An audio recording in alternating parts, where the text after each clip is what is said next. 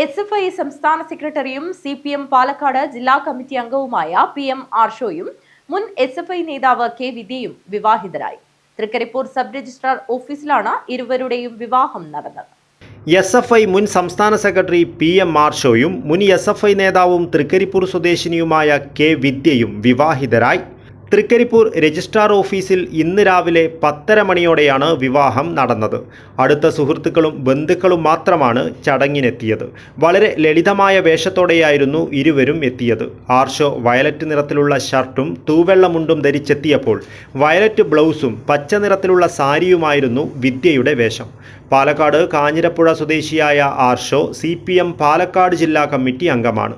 എറണാകുളം മഹാരാജാസ് കോളേജിലെ archaeology PG വിദ്യാർത്ഥിയായിരുന്നു ആർഷോ.